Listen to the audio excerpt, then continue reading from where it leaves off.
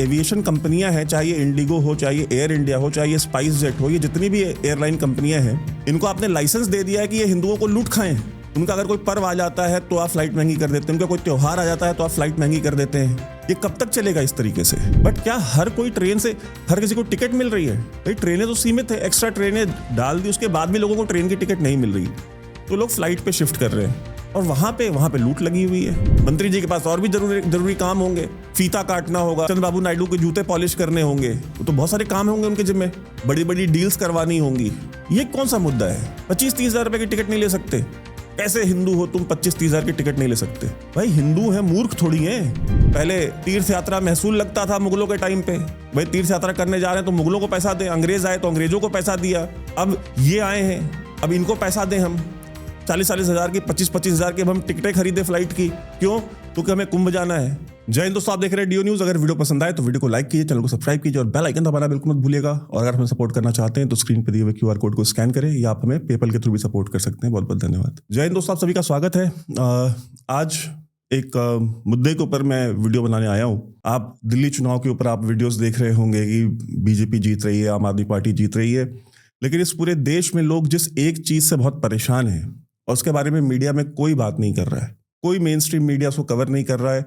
अगर ये घटना किसी भी दूसरे देश में होती, दुनिया में अमेरिका जैसे विकसित देश में भी होती, तो अभी तक नेशनल मीडिया जो है उसके ऊपर कम से कम कितने 100 घंटे के ब्रॉडकास्ट कर चुका होता। लेकिन हमारी मेन स्ट्रीम मीडिया बात नहीं करती है और इसीलिए फिर हमको बात करनी पड़ती है, क्योंकि हम ही अल्टरनेटिव मीडिया बने हैं। मेन स्ट्रीम मीडिया के पास तो कॉर्पोरेट अफेयर्स और समिट्स कराने के अलावा तो और कुछ रह नहीं गया है। तो मुद्दा क्या है? मुद्दा है एयरलाइंस का।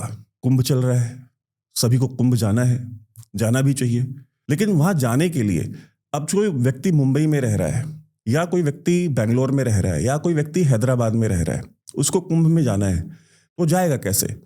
आजकल के ज़माने में नौकरियां सबकी, ज़्यादातर लोगों के पास प्राइवेट जॉब्स हैं या अपने बिजनेसेस हैं। अगर प्राइवेट जॉब है तो छुट्टी कितने दिन की मिलेगी? पहली बात। दूसरी बात, अगर बिजनेस है तो आप अपना बिजनेस कितने दिन छोड़ के जा सकते हैं, आप हट सकते हैं? ये भी एक बहुत बड़ा चैलेंज है। तो आती है एयरलाइंस की, भाई हम हवाई जहाज़ से चले जाएं, हवाई जहाज़ से चले जाएंगे, लेकिन हवाई जहाज़ की टिकट मिलनी चाहिए। क्या मिल रही है? मिल रही है। ऐसा तो नहीं है कि सारी टिकटें फुल हो रखी हैं। आप अभी अपने मोबाइल पे सर्च करें, आपको टिकट भी मिल जाएगी, लेकिन वो टिकट मिल कितने की रही है, इसके ऊपर कोई क्यों नहीं बात कर रहा है? मेन स्ट्रीम मीडिया में बात क्यों नहीं हो रही है? आज आप ये वीडियो देखते समय आप इसको पॉज करके या आप इस वीडियो को देखने के बाद आप किसी भी वेबसाइट पे जाइए, मेक माई ट्रिप, ईज माई ट्रिप, जो भी ये ट्रैवल पोर्टल्स हैं, आप इनके ऐप पे जाइए, इनकी वेबसाइट पे जाइए और टिकट सर्च कीजिए। सर्च करके जब आप उस ऑप्शन में जाएंगे जहां पे ये आपको सारी फ्लाइट्स दिखाई देंगी, वहां पे आपको एक्चुअल प्राइस दिखाई देगी। और वो प्राइसेस कितने की हैं? वो प्राइसेस हैं 20,000 रुपए। और मैं इकोनॉमी की बात कर रहा हूँ। 20,000 रुपए, 25,000 रुपए, 30,000 रुपए। आप चाहे बनारस की फ्लाइट लीजिए या आप चाहे लखनऊ की फ्लाइट लीजिए, क्योंकि आप प्रयागराज के आसपास की जो जगह है आप वहीं पे लेंगे। और क्योंकि प्रयागराज में तो बहुत ज़्यादा फ्लाइट की फ्रीक्वेंसी नहीं है, या आप प्रयागराज की भी आप लीजिए। मैं आपके सामने सर्च करता हूं और मैं इसकी स्क्रीन रिकॉर्ड करता हूं और मैं आपको स्क्रीन पे दिखाऊंगा कि अगर मैं अभी 11 तारीख की, आज की नहीं, 11 तारीख की अगर मैं मुंबई से प्रयागराज की टिकट लेता हूं तो उसका रेट क्या है इकोनॉमी का?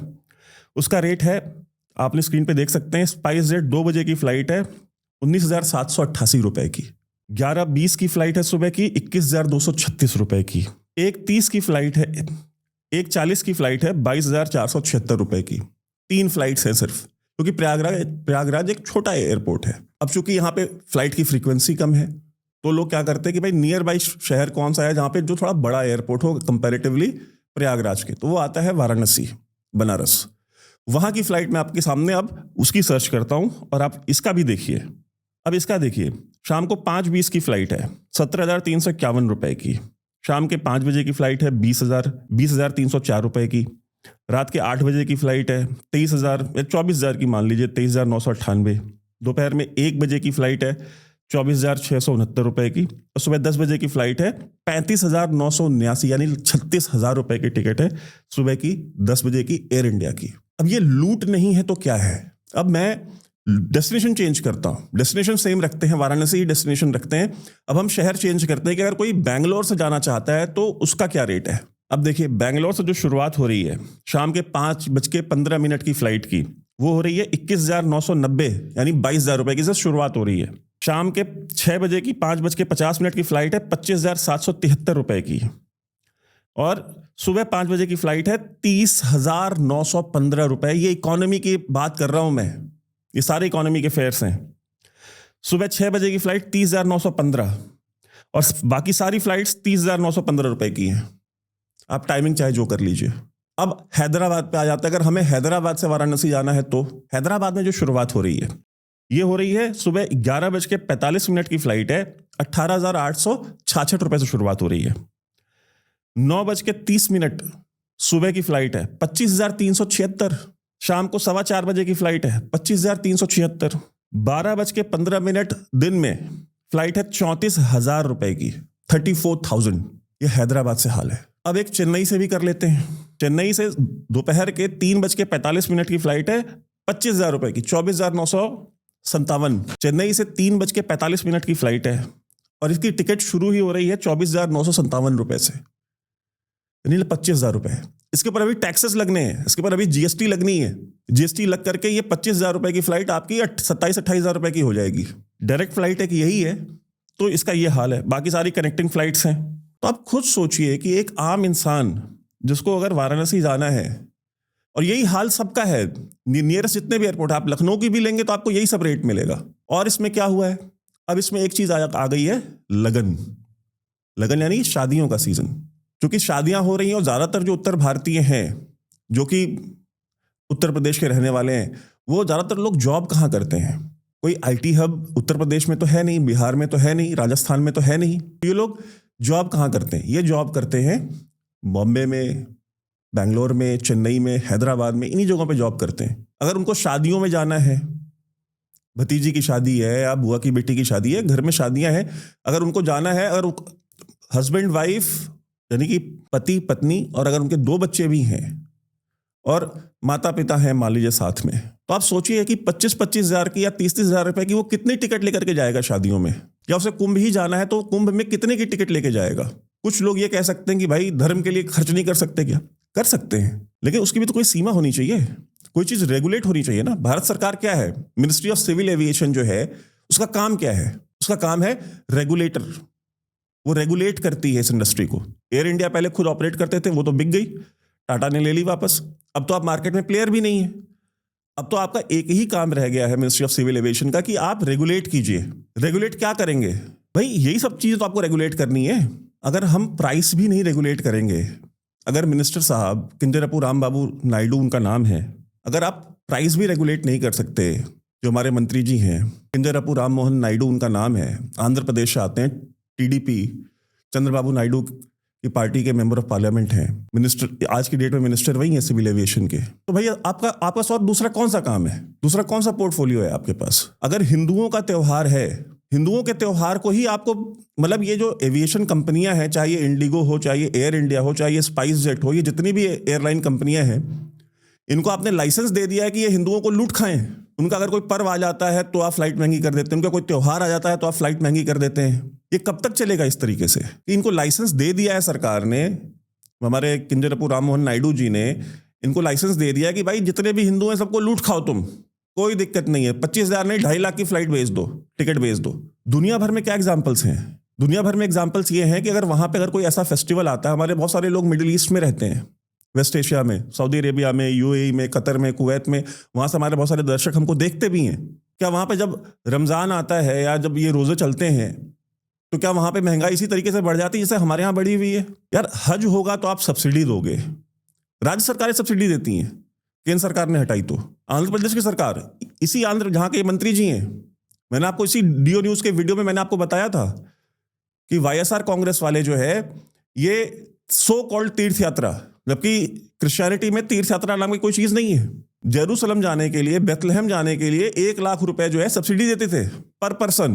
अगर कोई व्यक्ति, कोई क्रिश्चियन आंध्र प्रदेश से अगर वो वहां जाना चाहता था तो आंध्र प्रदेश की सरकार पैसा देती थी। कुंभ जो 12 साल में एक बार आता है, और ये तो महाकुंभ 144 साल बाद आया है। यहां पे अगर सारे हिंदू जाना चाहते हैं तो सरकार सब्सिडी देना तो दूर की बात है, सरकार लूट रही है उनको। ये एयरलाइन कंपनियों को लाइसेंस दे दिया कि भाई आप लूट लो जितना लूट सकते हो। पति पत्नी और 2 बच्चों का भी परिवार है, अगर वो कुंभ में जाना चाहता है या आप किसी शादी में जाना चाहता है, अपने यहाँ किसी विवाह समारोह में किसी की भतीजी की शादी है, तो 25-25 हजार की 4 तो टिकट ले, उसके ऊपर वो जीएसटी पे करे, तो यानी कि 1.25 लाख रुपए खर्च करके जाए और 1.25 लाख रुपए खर्च करके आए सिर्फ। बाकी जो उसके रास्ते में खर्च होंगे उससे तो उसका तो कोई गिनती ही नहीं है। एयरपोर्ट के ऊपर आप पानी तक तो आप 100-150 रुपए से नीचे बेचते नहीं है, जो 20 रुपए की बोतल आती है मार्केट में। भाई सरकार क्या रेगुलेट कर रही है, मैं समझना चाहता हूं कौन सी चीज है जो आप रेगुलेट कर रहे हैं एक्चुअली। पहले तो आपको एक काम था एयर इंडिया चलाने का, अब तो वो भी काम नहीं रह गया। आप दिल्ली एयरपोर्ट पे चले जाइए, दिल्ली एयरपोर्ट पे अगर आप कम से कम 2 घंटे पहले नहीं पहुंच रहे हैं तो चांसेस नहीं आपकी फ्लाइट छूट जाएगी, क्योंकि सब कुछ करने के बाद लोग डिफेंड करने, तो देखिए हर प्रकार की चीज को डिफेंड करने आते हैं लोग। तो नहीं, क्या कांग्रेस के टाइम पे ऐसा नहीं था, क्या उनके टाइम पे ऐसा नहीं था? सरकार ने तो देखो डिजी यात्रा लॉन्च कर दिया है। आप जाकर के दिल्ली एयरपोर्ट पे डिजी यात्रा की लाइन देख लीजिए। डोमेस्टिक फ्लाइट्स के लिए आपको 1 घंटे पहले पहुंचना होता है एयरपोर्ट पे, यही नियम है ना कि आप 1 घंटे पहले पहुंचिए। लेकिन क्या ये नियम 1 घंटे पहले पहुंचने का दिल्ली एयरपोर्ट पे अप्लाई होता है? आप ऑफ टाइमिंग्स पे चले जाइए, ऑकवर्ड टाइमिंग्स पे चले जाइए, तो हो सकता है हो जाए। लेकिन जहां पे मेजॉरिटी, जिस टाइमिंग में मेजॉरिटी लोग ट्रैवल करते हैं, उस टाइम पे सिक्योरिटी के आपको ऐसा नहीं कि आपके पास कैपेसिटी नहीं है, आप गेट ही नहीं खोलते, आप और काउंटर्स बनाते ही नहीं है, तो लोगों की फ्लाइट्स भी छूट रही हैं। आप वो भी रेगुलेट नहीं कर पा रहे हैं। सिंधिया साहब थे मंत्री, वो थे कम से कम तो एयरपोर्ट पहुंच जाते थे जब इस तरह की कंप्लेंट्स आती थी कि भाई लोगों की फ्लाइट्स छूट रही हैं। उन्होंने जो टर्मिनल 1 टर्मिनल 2 है उसको भी उन्होंने रीएक्टिवेट किया। उन्होंने कहा कि भाई कुछ फ्लाइट्स आप इधर डाइवर्ट करो इन टर्मिनल्स के ऊपर, सब कुछ ही आप T3 पे मत रखो, उससे कुछ लोड कम हुआ। लेकिन हम फुल सर्कल घूम करके हम फिर वहीं आ गए। जो हमारे लोग आंध्र प्रदेश से देख रहे हैं, मैं चाहता हूं जरा जा करके वो ट्विटर के ऊपर या सोशल मीडिया के ऊपर, स्पेशली जहां से ये चुन के आते हैं, मंत्री जी, मैं अपने आंध्र प्रदेश के व्यूअर से कहूंगा, आप जरा जाकर के इनसे पूछिए तो कि भाई साहब आप क्या रेगुलेट कर रहे हो? ये 25-25, 30-30, 35-35 हजार की जो टिकटें बिक रही हैं, और ऐसा नहीं है। अच्छा मुझे ये बताइए कि क्या जब यही फ्लाइट्स 8,000 रुपए की, 7,000 रुपए की टिकट बेच रही थी तो क्या लॉस में बेच रही थी? मैं जानना चाहता हूं। अगर 7,000 में टिकट अगर लॉस में नहीं बिक रही थी तो अभी वही सेम टिकट 35,000 की कैसे बिक रही है? इस देश में सबके पास लाइसेंस है कि भाई हिंदुओं के फेस्टिवल पे महंगाई बढ़ा दो, हिंदुओं के त्योहार में जो है फ्लाइट की टिकट बढ़ा दो, हिंदुओं के जब शादी शुरू हो तो उस समय फ्लाइट की फेयर्स बढ़ा दो। ये हर साल का हो गया है। भारत की सरकार, रेलवे मंत्रालय एक्स्ट्रा ट्रेनें चला रहा है, बट क्या हर कोई ट्रेन से हर किसी को टिकट मिल रही है? भाई ट्रेनें तो सीमित है, एक्स्ट्रा ट्रेनें डाल दी, उसके बाद भी लोगों को ट्रेन की टिकट नहीं मिल रही, तो लोग फ्लाइट पे शिफ्ट कर रहे हैं और वहां पे लूट लगी हुई है। भाई कितना टैक्स कलेक्शन करना है आपको? और ये मंत्री जी क्या रेगुलेट कर रहे हैं, ये मैं समझना चाहता हूं। जनता पिस रही है, मीडिया जिसका काम है कि जनता की मुद्दों को, जनता की बातों को उठाएं, उस मीडिया के पास टाइम ही नहीं है। उनको दिल्ली चुनाव कवर करना है, उनको कुंभ में जाकर के अलग अलग बाबा जी लोगों को इंटरव्यू करने हैं, उनको मीम्स बनाने हैं, उनको रील्स बनाने हैं। ये तो इस देश की पत्रकारिता रह गई है, मीम्स और रील्स ही तो रह गए ना। जनता के मुद्दे कहां हैं? आम इंसान की बात कौन कर रहा है? एक मिडिल क्लास आदमी है, वो 3 लाख रुपए सिर्फ फ्लाइट की टिकट कैसे खर्च करेगा? आपको लगता होगा कि यार कुछ भी नहीं है, आपके पास बहुत पैसा हो सकता है हो, बट क्या सबके पास ही उतना पैसा है? बहुत सारे लोग विदेशों से आ रहे हैं। हमारे एक मित्र आए थे, वो यूएई में रहते हैं, वो आए, बोले यार मेरी दुबई से यहाँ की फ्लाइट सस्ती थी, दिल्ली से बनारस की फ्लाइट ज्यादा महंगी है। अब सोचिए, आप दुबई से दिल्ली आ सकते हैं कम फेयर में, लेकिन उसका आप ऑलमोस्ट डबल फेयर देके आप दिल्ली से प्रयागराज जा रहे हैं। भाई सरकार, मैं ये कहता हूँ, टैक्सी वालों को कंट्रोल नहीं कर सकती, उबर वालों को कंट्रोल नहीं कर सकती, ओला वालों को कंट्रोल नहीं कर सकती, उनका अपना सिस्टम है, but there is a ministry of civil aviation. या तो उस मंत्रालय को बंद कर दीजिए, उस मंत्रालय को बंद कर दिए, वहां कोई सिनेमा हॉल खुलाइए या म्यूजियम खुलवाइए कि कितनी इनएफिशिएंट मिनिस्ट्री हमने चलाई है, जो एयर इंडिया चला पाई। और जब एयर इंडिया बिक गई तो अब ये रेगुलेशन जो करना काम है इनका बेसिक, वो भी नहीं कर पा रहे हैं। तो ऐसे लोगों की फोटो लगाइए वहां पे, इनके जो सेक्रेटरीज हैं, एडिशनल सेक्रेटरीज हैं, इनके मंत्री जी की वहां पे एक मूर्ति लगवाइए कि लोग जाके देखे कम से कम इनको। 35-35 हजार, 40-40 हजार की टिकटें बिक रही हैं और कोई बात नहीं कर रहा है, किसी के मुंह से आवाज नहीं निकल रही है। यार दिल्ली में चुनाव हो रहे हैं, केजरीवाल को जीतना होगा वो जीत जाएगा, भाजपा जीतना होगा भाजपा जीत जाएगी, वो बाद की बात है। देश का मुद्दा क्या दिल्ली चुनाव है? आम आदमी और आम आदमी की समस्याएं उसका मुद्दा ही नहीं रह गई हैं। कौन सी दिशा में हम ले गए इस देश की पत्रकारिता? लोग कितने इनसेंसिटिव हो चुके हैं। आम इंसान के पास तो कोई प्लेटफॉर्म भी नहीं है कि वो अपनी कंप्लेन कर सके। वो फेसबुक पे लिख देगा, ट्विटर पे लिख देगा, कहीं कुछ लिख देगा, कौन पढ़ रहा है उसको? वो टैग करता रहता है मंत्री जी लोग को। मंत्री जी लोग के पास टाइम है ये सब करने का कि वो आपके ट्वीट्स देखेंगे? ऐसे दिन भर में ऐसे हजारों लोग ट्वीट कर रहे हैं इनको टैग कर करके, उनके पास फुर्सत नहीं है, नहीं उनकी वो प्रायोरिटी है, वरना ये रेट्स नहीं होते जो रेट्स हैं। और देखिए ये सिर्फ और सिर्फ इसी कुंभ तक ही है ये रेट। 35-35 हजार, 40-40 हजार की टिकटें बिक रही हैं और कोई बात नहीं कर रहा है, किसी के मुंह से आवाज नहीं निकल रही है। यार दिल्ली में चुनाव हो रहे हैं, केजरीवाल को जीतना होगा वो जीत जाएगा, भाजपा जीत जाएगी, वो बाद की बात है। देश का मुद्दा क्या दिल्ली चुनाव है? आप जाइए किसी भी पोर्टल पे जाइए, आप सर्च कीजिए जब, तो आप देखिए कि 26 फरवरी जो आखिरी दिन है महाकुंभ का, 26 फरवरी के अगले दिन से फ्लाइट्स की टिकट का आप रेट देखिए।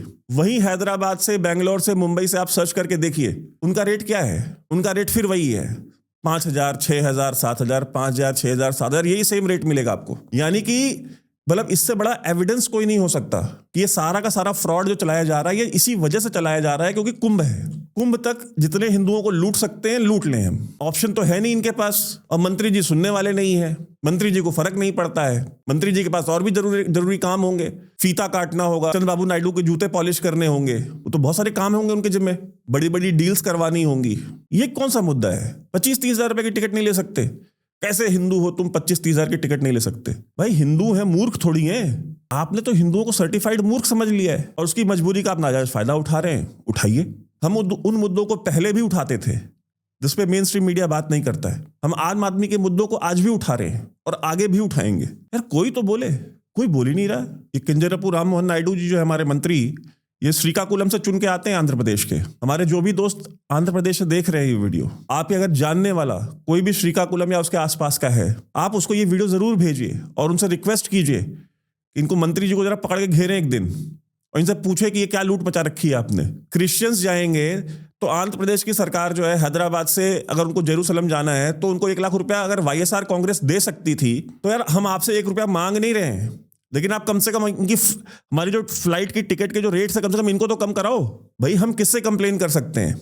वाईएसआर कांग्रेस से कर सकते हैं क्या? वो तो तिरुपति मंदिर में जो है वो तो गाय की चर्बी और सुअर की चर्बी से जो है वहां का प्रसाद बनवा रहे थे, उनसे मैं क्या कंप्लेन करने जाऊं? बीजेपी से मैं कंप्लेन कर नहीं सकता क्योंकि जाहिर सी बात है भाई, बीजेपी से आप कंप्लेन कैसे करेंगे? वो तो मंत्रालय चला नहीं रहे, उनकी सरकार जो है वो गठबंधन में चल रही है, वो मजबूर है, वो बोल ही नहीं सकते, उनका मुंह ही नहीं खुलेगा इनके सामने। भाई उन्हीं की सपोर्ट सरकार चल रही है यहाँ पे भी और आंध्र प्रदेश में भी। फिर बीजेपी को आप बोलने जाएंगे तो कहेंगे भाई साहब आपने हमको बहुमत तो दिया नहीं है, आप हमको बहुमत देते तो आप हमसे शिकायत करते। बात भी सही है, बिल्कुल सही आर्गूमेंट है ये। उनके पास अगर मेजोरिटी नहीं आपने दी तो आप शिकायत भी उनसे नहीं कर सकते, आप उनसे कंप्लेन भी नहीं कर सकते। अब जिस एलआई के पास वो मंत्रालय है, आप वो एलआई भी एनडीए के ही हैं तो भुगतिए। लेकिन आंध्र प्रदेश की जनता से मैं ये चीज कहूंगा कि चंद्रबाबू नायडू हो या जो श्रीकाकुलम की जो कॉन्स्टिट्यूंसी में जो रहने वाले लोग हैं, अपने मेंबर ऑफ पार्लियामेंट को इनको पकड़िए और इनको पकड़ करके पूछिए कि ये 35,000 की जो टिकट है, मुझे अपने परिवार को, अपने बूढ़े माँ बाप को ले जाना है महाकुंभ में स्नान कराने के लिए, या तो मेरे पूरे परिवार का तुम टिकट का पैसा दो, या तो फिर ये आपका जो मेन काम है ये रेगुलेट करने का, इसको रेगुलेट करिए, अपना काम करिए जिस काम के लिए आपको वहां बिठाया गया है। बहुत सारे मुद्दे थे और मैं आपको बता रहा हूं कि भाई मैं इतने दिन वीडियो क्यों नहीं बना रहा था डीओ न्यूज। उसका रीजन ये है कि मैंने आपको बताया था कि भाई वो कैनेडियन गवर्नमेंट ने कॉपीराइट स्ट्राइक मारी हुई है तो रीच एकदम कंप्रेस्ड है, तो कोई मतलब नहीं है कि मैं वीडियोस बनाऊं।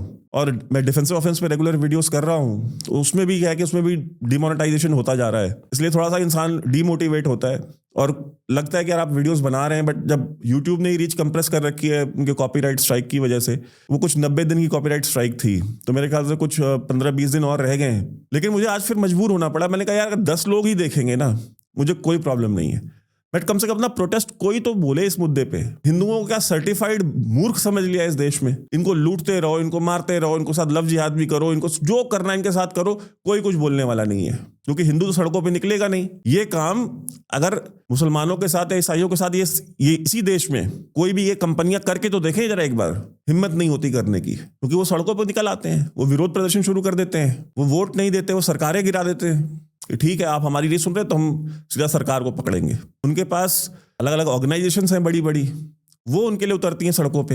हिंदुओं के पास कोई ऑर्गेनाइजेशन है ही नहीं है। भाई मुस्लिम पर्सनल लॉ बोर्ड जैसी या ये जो चर्चेज हैं बड़े बड़े, इनके जैसी जो ऑर्गेनाइजेशंस हैं हमारे पास तो कोई है नहीं। हमारे तो सारे मंदिर मठ सब सरकार ने कंट्रोल में ले लिए हैं। उनको बराबर रेगुलेट करना आता है क्योंकि वहां से पैसा आ रहा है। तो हिंदू जो है जाके मंदिर में और मठों में बाबा जी लोग के चरणों में भी पैसा रखे, उसके बाद इन एयरलाइन कंपनियों को, भाई इन एयरलाइन कंपनियों को भी तो लगता होगा ना ये हिंदू जो इन बाबा जी लोगों को इतना पैसा चढ़ा रहा है, सोने की चरण पादुकाएं और सोने के सिंहासन और प्राइवेट चार्टर्ड प्लेन दे रहा है इनको, तो हम क्यों ना लें? सारे लूट रहे हैं, हम भी लूटेंगे। इन कथावाचकों के यहाँ जा करके जो है पैसा फेंक के आ रहा है, वो इनको इमोशनल करता है अलग अलग कथाओं में, वो इनको रुलाता है, इनको डर दिखाता है। तो अगर सारे लूट रहे हैं तो हम क्यों ना लूटे? तो एयरलाइन कंपनियों को भी लगता होगा, सरकार को भी लगता होगा कि भाई इतना मौका मिला है, खूब जीएसटी कलेक्ट हो रहा है, क्योंकि जितना फ्लाइट का टिकट का रेट बढ़ रहा है उतना जीएसटी भी बढ़ रही है। फिर हम दिखाएंगे कि देखिए हमने इतना फ्लाइट का जो है हमने इतना जीएसटी कलेक्शन किया, रिकॉर्ड जीएसटी कलेक्शन किया। कभी जरा ये जीएसटी इन मुसलमानों से और इन ईसाइयों से भी लेके दिखाए ना, हमको उनसे नहीं ले पाते हैं। हिंदुओं का त्यौहार आ गया तो खूब जीएसटी कलेक्शन कीजिए, एयरलाइन कंपनियां भी लूटें। मैं ईमेल आईडी दूंगा मिनिस्ट्री ऑफ सिविल एविएशन की अपने डिस्क्रिप्शन बॉक्स में, इन मंत्री जी का ट्विटर हैंडल भी दूंगा मैं आपको। जाइए और इनको ईमेल कीजिए। सारे हिंदुओं की जिम्मेदारी होनी चाहिए, इधर इनसे इनको ईमेल कीजिए, इनसे पूछिए कि भाई साहब आप कर क्या रहे हैं, इनको रेगुलेट करना आपका काम है। ये लूट रहे हैं हमें और आप हमें लूटने दे रहे हैं। ये ईस्ट इंडिया कंपनी आप लेके आए हैं। अंग्रेजों के टाइम पे उन्होंने देखा कि बहुत सारे हिंदू, हजारों लाखों करोड़ों हिंदू जो है वो कुंभ में जाते हैं, तो उन्होंने उसके ऊपर टैक्स लगा दिया, हर एक हिंदू के ऊपर जिसको भी कुंभ में स्नान करना है उसके ऊपर। तो हमारी तीर्थ यात्राओं के ऊपर पहले तीर्थ यात्रा महसूल लगता था मुगलों के टाइम पे, भाई तीर्थ यात्रा करने जा रहे हैं तो मुगलों को पैसा दें, अंग्रेज आए तो अंग्रेजों को पैसा दिया। अब ये आए हैं, अब इनको पैसा दें हम 40-40 हज़ार की, 25-25 हज़ार की, अब हम टिकटें खरीदे फ्लाइट की। क्यों? क्योंकि हमें कुंभ जाना है। ये एक नई तरह का मुगल रूल, एक नई तरीके का ईस्ट इंडिया कंपनी आई है इस देश में। इन एयरलाइन कंपनियां जो है भाई, इनको अगर सरकार चाह जाए कि ये फ्लाइट की टिकट 10,000 या 6,000 में अगर प्रॉफिट में ऑपरेट कर रहे थे तो 10,000 या 12,000 पे क्या सरकार जो है लिमिट नहीं कर सकती कि भाई 12,000 के ऊपर आप नहीं ले सकते? फिर भी तो हम आपको दुगना प्रॉफिट दे रहे हैं ना। लेकिन अगर वो लिमिट कर देंगे तो फिर जीएसटी भी तो लिमिट हो जाएगी, वो तो चाहिए। तो इस देश का जो मिडिल क्लास है वो न संगम जा पा रहा है। मतलब आप सोचिए कि अगर मेरी आमदनी महीने की 1 लाख रुपए है, और 1 लाख रुपए एक अच्छी आमदनी मानी जाती है, 1 लाख रुपए की आमदनी अगर मेरी है तो मैं अपने दिल्ली में, मुंबई में, बैंगलोर में या हैदराबाद में या चेन्नई में, मैं जहां भी रहता हूं, मेरी कॉस्ट ऑफ लिविंग कितनी है? मैं महीने के 10,000 रुपए या 20,000 रुपए के ऊपर बचा भी नहीं पाऊंगा। अगर मैं बहुत बचाना भी चाहूं, मैं महीने का, मैं कहता हूं चलिए मैं 30% अपनी सैलरी का बचा लेता हूं, जबकि 30% अपनी आमदनी का कोई बचा नहीं पाता। मैं 30% भी बचा लूंगा अगर, तो पूरे साल में मैं कितने पैसे हैं जो मैं अपने सेव कर लिए? पूरे साल भर की सेविंग्स 3,60,000 रुपए। उतने पैसे तो मेरे सब कुंभ जाने आने में खत्म हो जाएंगे। साल भर की सेविंग एक झटके में उड़ गई। अगर 30,000 रुपए भी अगर कोई बचा रहा है तो महीने का, क्या तमाशा लगा हुआ है। और ये मेन स्ट्रीम चैनल्स, इनको तो देख के अब गुस्सा आता है मुझे। वही दिन रात दिल्ली इलेक्शन, ये फलाना बाबा, ये अलग अलग शोज क्रिएट कर रहे हैं, एंटरटेनमेंट बना दिया। खबरें है ही नहीं है, सिर्फ एंटरटेनमेंट है। 4 लोग को बिठा के लड़ा देंगे आपस में, आपका बीपी हाई कराएंगे, और एक अजीब सा ही तमाशा चल रहा है। मतलब मीडिया अपना काम करेगा कब मुझे नहीं पता, कब आम इंसान की वो मुद्दे उठाएगा, उनकी बात करेगा। आप सभी जुड़े, आप सभी का बहुत बहुत धन्यवाद। और हमें सपोर्ट ज़रूर कीजिए आप, क्योंकि चैनल देखिए आपके सपोर्ट से चलता है। वैसे तो ये हर तरह का हम झेल ही रहे हैं, डेथ थ्रेट से लेकर के हिट लिस्ट में नाम निकाल रहे हैं, दुनिया भर की चीज़ें हो रही हैं। आपको मैंने पिछली वीडियो में बताया भी था, इंडियन अमेरिकन जो मुस्लिम काउंसिल है, ऑर्गेनाइजेशन है, वहाँ पे वो हिट लिस्ट निकाल रहे हैं। यहाँ पे सब कुछ चल रहा है, ऊपर से सरकारें अब कॉपीराइट स्ट्राइक दे रही हैं। अभी पहली बार हुआ होगा मेरे ख्याल से दुनिया में कहीं। हर तरीके का अटैक हम झेल रहे हैं। और सपोर्ट ज़रूर कीजिए और वीडियो को शेयर ज़रूर कीजिए, और लाइक करना तो बिल्कुल ही मत भूलिएगा। और अपने व्हाट्सएप ग्रुप्स में, अपने फैमिली में, अपने दोस्तों के साथ, और स्पेशली अगर आपका आंध्र प्रदेश में कोई रहता है, आपके जानने वाले रहते हैं, उनको भेजिए कि ज़रा ये मेंबर ऑफ पार्लियामेंट जो वहाँ से चुन के आते हैं, ये हमारे मंत्री जी, किंजरापू राम मोहन नायडू नाम है इनका, भगवान राम और कृष्ण दोनों का नाम लेके घूम रहे हैं। हिंदुओं की लूट में जो है बिल्कुल चुपचाप पड़े हुए हैं, कहीं होंगे बिजी, जरूरी काम है। हज़ारों करोड़ की मिनिस्ट्री, हज़ारों करोड़ की डीलें होती हैं, वो करना ज़रूरी है। हिंदू क्या है, हिंदू तो मैंने कहा ना मुगलों के टाइम से लूट रहा है, तीर्थ यात्रा के नाम पे और कुंभ नहाने के नाम पे, तो लूटता रहेगा। बहुत बहुत धन्यवाद।